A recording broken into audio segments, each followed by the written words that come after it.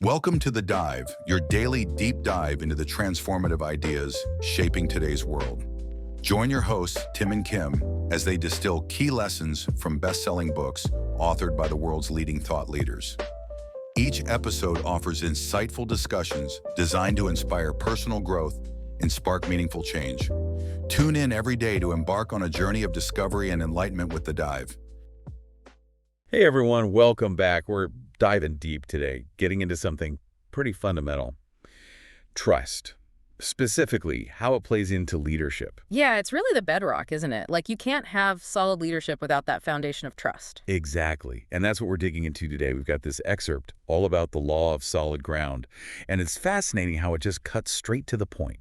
No trust, no leadership. Right. It doesn't mess around. So let's unpack that. What does it actually look like, when leadership crumbles because of a lack of trust? Well, the source makes a really important distinction. People might follow you, sure, because they have to. But to really go above and beyond, to be truly dedicated, that only comes when there's trust. It's like they're invested in the mission, not just going through the motions. Exactly. The source uses these great metaphors, too, like trust being the glue that holds a team together, or the currency a leader has to spend wisely.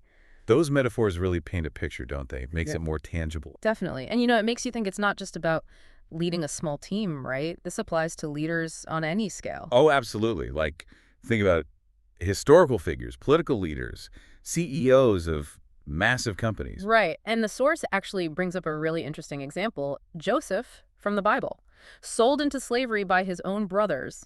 Talk about a rough start. But he ends up rising to power in Egypt. Yeah, it's like a classic underdog story. Yeah. But what makes it relevant to leadership?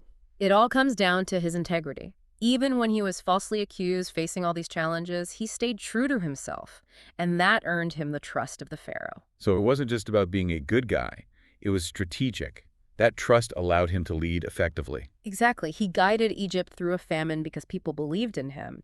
It makes you think, how can we, in our own leadership roles, cultivate that same level of trust so that we can guide our teams to success, overcome challenges? That's a powerful question, isn't it?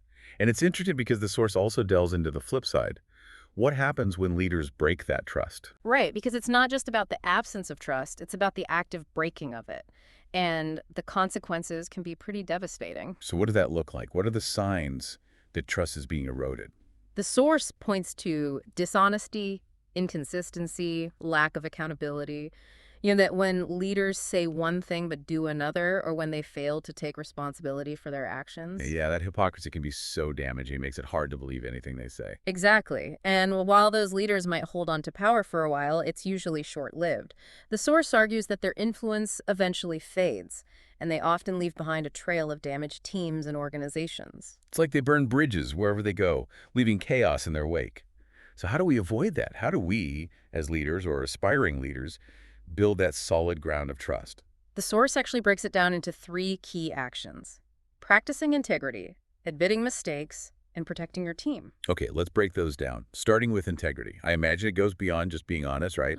Oh, absolutely. It's about consistently aligning your words and actions, being transparent in your decision-making, even when it's tough. That transparency piece is important, isn't it? It's like letting people see behind the curtain a little bit, understanding your thought process. Right, because when things are unclear, suspicion can creep in.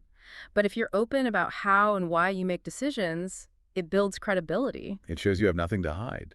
And then there's admitting mistakes, which, let's be honest, can be hard for a lot of people, especially leaders. It is, but the source emphasizes that it's not about being perfect, because nobody is. It's about humility, owning up to your errors, showing that you're willing to learn and grow. It makes you more human, more relatable. Because we all make mistakes, it's how we handle them that matters. Exactly. And finally, there's protecting your team, which might seem a bit tangential, but it's actually crucial for building trust.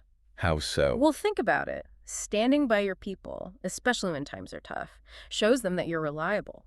It fosters loyalty and deepens that bond of trust. It's like proving that you're not just in it for yourself, that you genuinely care about the well-being of your team. Exactly. And that creates a sense of security, knowing that they have someone who's got their back.